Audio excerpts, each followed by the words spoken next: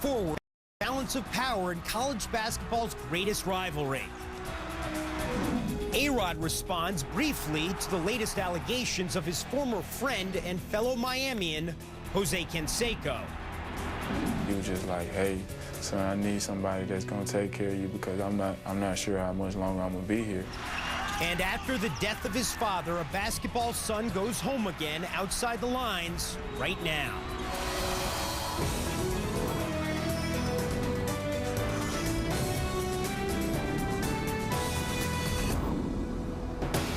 And now, sitting in for Bob Lee, Jeremy Schaap. Tonight in Charlotte, Roy Williams' Tar Heels will play Washington State for a berth in the national quarterfinals. Meanwhile, the Duke Blue Devils will be 150 miles away, presumably back on campus in Durham, perhaps watching their arch rivals.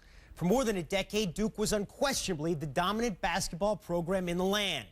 But the pendulum has been swinging to the other side of Tobacco Road. At their peak, the Blue Devils were unstoppable. They won back-to-back titles in '91 and '92 and would reach 7 Final Fours in 9 seasons from '86 through '94. In the 14 seasons since '94, they've reached only 3 Final Fours, but did win a 3rd national title in 2001. Last year, Duke lost in the first round of the NCAA tournament, and last week it barely survived the first round, then fell in the second round of West Virginia. As for the Tar Heels, they won their 2nd title under Dean Smith 15 years ago after Chris Webber called for a timeout Michigan didn't have. And then 3 years ago, former Smith assistant Roy Williams in his 2nd season at Chapel Hill led the Tar Heels to another national title. As you can see, for the last 5 seasons, that is during the Roy Williams era in Chapel Hill, the Tar Heels and the Blue Devils have almost identical regular season records. But the Tar Heels have outplayed the Blue Devils in the NCAA tournament.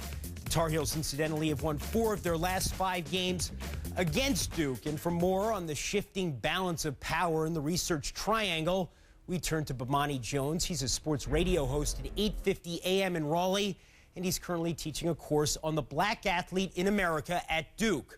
Bomani, has the balance of power really shifted, or is this just a blip in the normal cycle?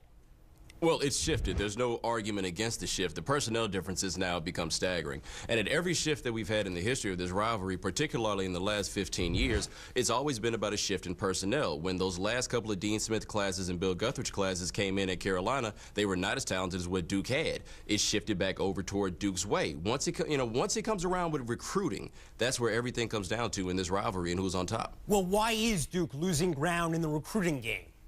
That's a tough one to answer. The biggest problem that Duke has right now is that there is no big man. And there have been 4 prominent big men in the last few years that they've missed on. Greg Monroe, Patrick Patterson, Kevin Love, and Brandon Wright. They've missed on all 4. They've missed for different reasons on all 4, but it's confusing that a program that solid would have an opening inside in an offense that has shown that it will help a big man if he's there, and there's been no way to bring a man in. The conventional wisdom, the popular school of thought in this to some degree, is that Mike Krzyzewski cannot recruit kids effectively who are only going to be there for 1 or 2 years, that when he was at his peak, he was recruiting players who knew they were going to stick around for the full 4 years, and that he is not well suited to the game now. What are your thoughts about that? Well, his preference is clearly not to recruit guys that he think will only be around for 1 year. It's 2 years, I think, is about the bare minimum. That's just not what he would like to do. But at this point, there's some players that even would like to stay for a couple of years that simply are not going to. Marvin Williams at Carolina, for example, was not so enthused about leaving after 1 year, but the money was too much. And the same thing happened with Brandon Wright. Those players of that caliber of talent, there's always going to be the chance that they leave. And you can't be fearful of them because those are the guys that will push you over the top in this new era. We should also give Roy Williams some credit. He came into a situation that didn't exactly bode well for the Tar Heels, how poorly they had fared under Matt Doherty. How has he been able to turn things around so quickly in his 5 years in Chapel Hill?